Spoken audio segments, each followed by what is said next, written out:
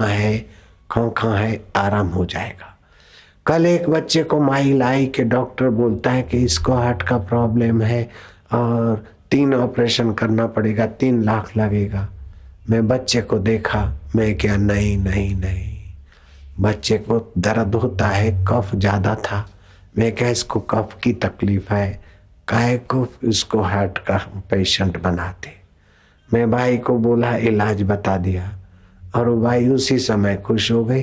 वो बच्चा सबको दिखेगा, मैं क्या, ठीक हो जाए उसको ले आना, हैदराबाद आश्रम में ले आएंगे, 1.25 रुपया दे जाना मनोती का, बस 1.25 रुपये में 3 लाख का फायदा हो गया।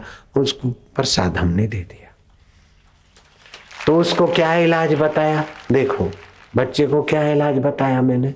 50 ग्राम शहद, 10 ग्राम लहसुन, 1 ग्राम तुलसी के बीज पीस के उसमें डाल दो, चटनी बन गई।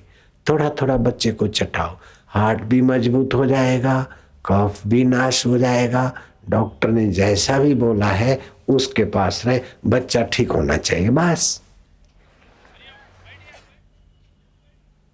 तो बच्चों को अगर तकलीफ होती है तो बच्चों के लिए बहुत अच्छा उपयोग है और बिल्कुल कारगर है। ऐसे ही बच्चों के लिए टॉफी बनवाई, उसमें तुलसी के बीज डाले और त्रिकटु डाले ताकि कफ शांत हो जाए।